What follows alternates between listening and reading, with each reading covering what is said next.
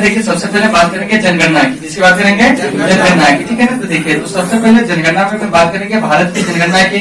तो भारत में जो जनगणना होती है ना, वो आपको प्रत्येक 10 वर्ष बाद होती है। कितने वर्ष बाद होती है? प्रत्येक 10 वर्ष बाद होती है, ठीक है ना। और जनगणना के दौरान क्या करते हैं कि आपको सबसे पहले मूल रूप से हम क्या कहते हैं कि मनुष्य की संख्या को क्या कहते हैं? ज्ञात करते हैं। क्या कहते हैं? ज्ञात करते हैं। लेकिन अभी जो है आपको जनगणना का जो है, ठीक है ना, स्वरूप जो है बदल गया। इसमें लगभग हमारे देश में क्या है कि जितनी प्रकार की चीजें सबकी हम लोग क्या कर लेते हैं? गणना करते हैं। क्या करते हैं? गणना करते हैं। तो आइए जानते हैं कि भारत में जनगणना का इतिहास जो है वो आपको क्या है। तो देखिए तो सबसे पहले हमारा टॉपिक ही होगा आपको जनगणना। क्या होगा? जनगणना। तो थोड़ा सा ध्यान दीजिएगा, ठीक है ना, कि भारत में जनगणना की अगर हम शुरुआत की बात करें, क्या करें? शुरुआत की बात करें तो ध्यान से सुनिएगा कि भारत में जो जनगणना की शुरुआत हुई थी, ठीक है ना, वह आपको 1872 में हुई थी। कितना हुई थी? 1872 में। याद रहेगा कि भारत में जनगणना की जो शुरुआत हुई थी वो आपको कब हुई थी? 1872 में हुई थी। और उस समय भारत के जो वायसराय थे वो आपको लॉर्ड मेयो थे। कौन थे? Lord Mayo. मतलब कि भारत में जिस समय जनगणना की शुरुआत हुई थी 1872 में, उस समय भारत के जो वायसराय थे वो आपको लॉर्ड मेयो थे। कौन थे? लॉर्ड मेयो थे। तो याद रखना है उस समय भारत के वायसराय कौन थे? आपको लॉर्ड मेयो थे। और याद रखिएगा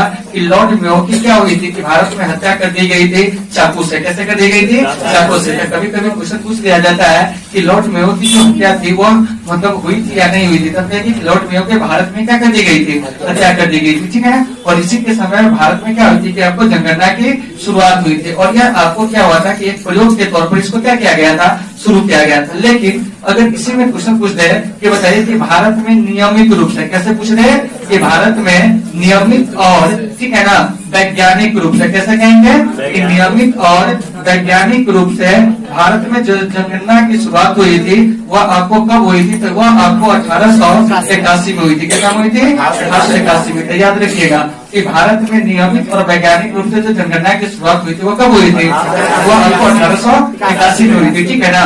और उस समय जो वायसराय थे, ठीक है ना, जिस समय आपको भारत में जनगणना की शुरुआत हुई थी नियमित रूप से, उस समय भारत में जो वायसराय थे वो आपको लॉर्ड रिपन थे। कौन थे? लॉर्ड रिपन थे। याद रहेगा कि भारत में जिस समय नियमित जनगणना की शुरुआत हुई थी उस समय वायसराय कौन थे? वो आपको लॉर्ड रिपन थे। और यह वही लॉर्ड रिपन है जिन्हें भारत में स्थानीय स्वशासन का जनक कहा जाता है। क्या कहा जाता है? स्थानीय स्वशासन का जनक। एक चीज और भी याद रखिएगा कि लॉर्ड रिपन को भारत में स्थानीय स्वशासन का क्या कहा जाता है? जनक कहा जाता है। अब आइए अब है कि भारत में अब तक कितनी जनगणना हो गई है, इस पर हम लोग क्या करेंगे? चर्चा करेंगे। और जो भी इम्पोर्टेंट प्रश्न होंगे वहां से हम लोग जानेंगे। तो सबसे पहले जाने थी कि भारत में जनगणना कितने वर्ष पर होती है? 10 वर्ष पर होती है। तो देखिए तो सबसे पहले जनगणना का हम लोग क्रम जान लेते हैं। क्या कर लेते हैं?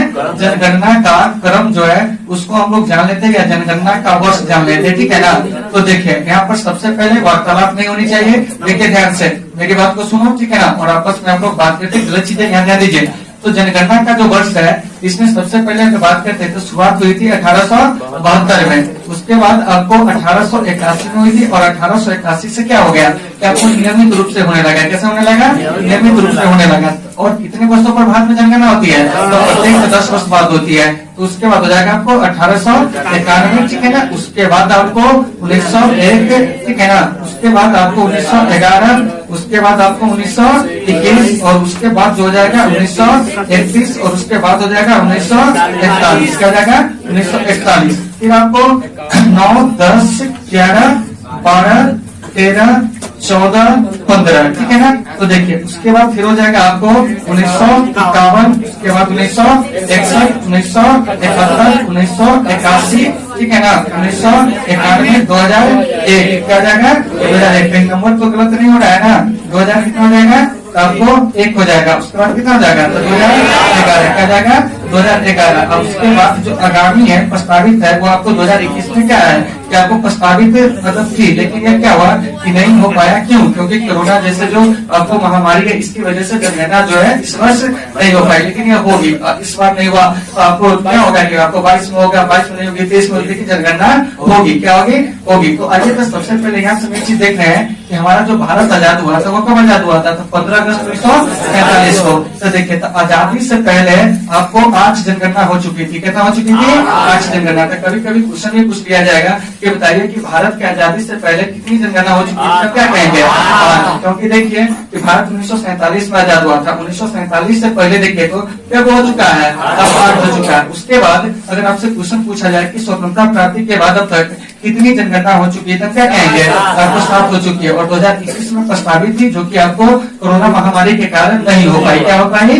नहीं हो पाई। यहाँ से देखिए कि कुछ क्वेश्चन जो है आपके लिए इम्पोर्टेंट बन जाएंगे। क्या बन जाएंगे? इम्पोर्टेंट बन जाएंगे। वो क्वेश्चन कौन कौन इम्पोर्टेंट बन जाएंगे? तो जैसे कि सबसे पहले हम बात करते हैं 1921 की। किसकी बात करते हैं? 1921 की। देखिए आप लोग ध्यान से सुनिएगा। 1921 की जो जनगणना वर्ष है, क्या है? जनगणना वर्ष है, ठीक है ना? ध्यान से सुनिएगा। 1921 की जो जनगणना वर्ष है, ठीक है ना, यह आपको जनगणना का महाविभाजक वर्ष है। कैसा वर्ष है? जनगणना का महाविभाजक वर्ष, ठीक है ना? याद रखिएगा। अगर हम क्वेश्चन पूछेंगे कि बताओ जनगणना का महाविभाजक वर्ष जो है इसे कहा गया है, तब क्या कहेंगे?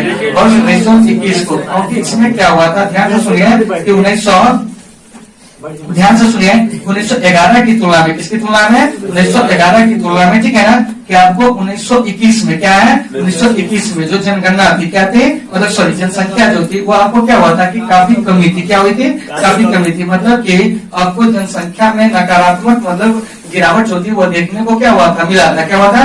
मिला था। और अधिक मिला था। क्या मिला था? अधिक मिला था। इसीलिए इसको हम लोग कहते हैं जनगणना का क्या? महाविभाजक वर्ष। आपसे एग्जाम में क्वेश्चन पूछा जाए कि बताओ कि जनगणना का महाविभाजक वर्ष किसे कहा गया था, क्या कहेंगे? 1921 को। किसको कहेंगे? 1921 को। अब आइए, अब हम चलते हैं 1931 में। तो देखिए 1931 की जो जनगणना है, बच्चे लोग बात नहीं करो, सबको एडजस्ट करो, जो आ रहा है हला नहीं करना है। देखो 1931 की जो जनगणना है, क्या है? 1931 की जो जनगणना है, इस 1931 की जनगणना में क्या हुआ था कि आपको पहली बार जाति आधारित जनगणना हुई थी। क्या हुई थी? पहली बार जाति आधारित जनगणना। याद रखिएगा कि भारत में पहली जाति आधारित जो जनगणना हुई थी वो कब हुई थी? 1931 में। और आज जो देख रहे हैं कि आपको जो विभिन्न प्रकार के जो आरक्षण दी जाती है विभिन्न लोगों को, जैसे आप सुनते होइएगा कि जो एससी लोग है, क्या है? एससी लोग है, उनको क्या होता है कि आपको 15% के आरक्षण दिए जाते हैं। एसटी को आपको 7% के आरक्षण दी जाती है। ओबीसी को 27% आरक्षण दिया जाता है। ईडब्ल्यूएस को जो है वो आपको क्या होता है कि 10% का आरक्षण दिया जाता है। आज जो भी आरक्षण दिया जा रहा है ना, वो सब आपको 1931 की जाति आधारित जनगणना को ही आधार मानकर दिया जा रहा है। तो इसमें आपको क्या है कि संशोधन करने की आवश्यकता है, क्योंकि 1931 एक जमाना था, क्या था? जमाना था। अभी जो है आपको 2011 में जी रहे हैं, मतलब ये 20वीं शताब्दी था, अभी हम लोग 21वीं शताब्दी में है। यहाँ से क्या होना चाहिए? एक बार जाति आधारित जनगणना होनी चाहिए, ठीक है ना? और लोगों को जिस प्रकार से आरक्षण देना है, सरकार को इस पर क्या करना चाहिए कि विचार करना चाहिए, ठीक है ना? अब देखिए, अब इसके बाद हम चलते हैं कहाँ? आपको 1951 में। कहाँ चलेंगे? 1951 में। देखिए 1951 की जनगणना से क्या प्रश्न पूछा जा सकता है, ध्यान से सुनिएगा, ठीक है ना? 1951 की जो जनगणना है, क्या है? जनगणना है, ठीक है ना? यह स्वतंत्र भारत की क्या थी? पहली जनगणना थी। याद रखिएगा कि स्वतंत्र भारत की, किसकी? स्वतंत्र भारत की पहली जनगणना। क्या है? पहली जनगणना। तो याद रहेगा कि स्वतंत्र भारत की जो पहली जनगणना थी वो कौन थी, बताइए ना? वो आपको यानी कि 1951 की जो जनसंख्या सॉरी जनगणना वर्ष जो था, ठीक है ना? ध्यान से सुनिएगा कि स्वतंत्र भारत की अगर पहली जनगणना पूछेंगे, क्या पूछेंगे? पहली जनगणना, तो वो आपको क्या हो जाएगा बताइएगा? तो यह आपको 1900 कितना बताइए तो 51। क्या हो जाएगा? 1951। तो याद रहेगा कि 1951 की जो जनगणना है उसे क्या कहा जाता है? स्वतंत्र भारत की पहली जनगणना। क्योंकि 47 में भारत आजाद हुआ था। इसके बाद क्या हुआ था कि 51 में आपको पहली जनगणना हुई थी। उसके बाद देखिए कि ये जो 1951 की जनगणना है, इसको आपको जनगणना का लघु विभाजक वर्ष कहा जाता है। क्या कहा जाता है? लघु विभाजक वर्ष कहा जाता है। क्या कहा जाता है? लघु विभाजक वर्ष। अर्थात करने का मतलब क्या हुआ कि 1941 की तुलना में क्या हुआ था कि 1951 में क्या हुआ था कि आपको जनसंख्या कम हुई, लेकिन कम हुई। क्या हुई? कम हुई। मतलब कि जनसंख्या में आपको नकारात्मक क्या हुआ कि आपको परिवर्तन आया, लेकिन कम आया। क्या हुआ? कम आया। इसीलिए 1951 की जो जनगणना है उसको क्या कहा जाता है? तो आपको लघु विभाजक वर्ष कहा जाता है, ठीक है ना? अब देखिए, अब यहाँ से एक प्रश्न और आएगा 2011 से। किससे आएगा? 2011 से, ठीक है ना? तो देखिए, तो 2011 की जो जनगणना है, ठीक है ना, इसमें आपको क्या हुआ था कि दूसरी बार आपको जाति आधारित जनगणना हुई थी। कैसी जनगणना हुई थी? दूसरी बार आपको जाति आधारित जनगणना हुई थी। क्या हुई थी? दूसरी बार जाति आधारित जनगणना। था आपको याद रहेगा, अगर आप प्रश्न कर दे कि बताओ कि भारत में दूसरी बार जाति आधारित जनगणना जो हुई थी कब हुई थी, तो क्या कहिएगा? 2011 में, ठीक है ना? देखिए 1951 से क्वेश्चन क्या पूछेगा कि स्वतंत्र भारत की पहली जनगणना कब हुई थी, तो क्या कहोगे 1951 में। कितना में 1951 में। फिर प्रश्न आएगा कि बताओ जनगणना का लघु विभाजक वर्ष किसे कहा जाता है, 1951 को। कितना को 1951 को। पहली बार जातीय आधारित जनगणना कब हुई थी, 1931 में। जनगणना का महाविभाजक वर्ष किसे कहा जाता है, क्या कहेंगे तो आपको, यानी कि वर्ष 1921 को। जनगणना की शुरुआत भारत में कब हुई थी, तो क्या कहेंगे 1872 में, ठीक है ना। और भारत में जनगणना शुरू कराने का श्रेय किसको जाता है, तो बात है लॉर्ड मेयो को, ठीक है ना। और लॉर्ड मेयो की भारत में क्या कर दी गई थी, हत्या कर दी गई थी। मे भी वो जगह था अंडमान और निकोबार द्वीप समूह, जहाँ पर इसे चाकू बोलकर क्या कर दी गई थी, हत्या कर दी गई थी। भारत में नियमित और वैज्ञानिक रूप से जनगणना शुरू करने का श्रेय किसे जाता है, लॉर्ड रिपन को। और लॉर्ड रिपन को भारत में स्थानीय स्वशासन का क्या कहा जाता है, जनक कहा जाता है। फिर यहाँ से प्रश्न आ जाएगा कि बताओ कि भारत में जो जनगणना है वो आपको किस सूची का विषय है, तो हम कहेंगे कि यह आपको सम सूची का विषय है। किस सूची का विषय है, सम सूची का विषय। और आपको पढ़ाया हुआ है कि सम सूची के विषय पर कानून बनाने का जो अधिकार होता है तो आपको किसको होता है, संसद को होता है। किसको होता है, संसद को होता है।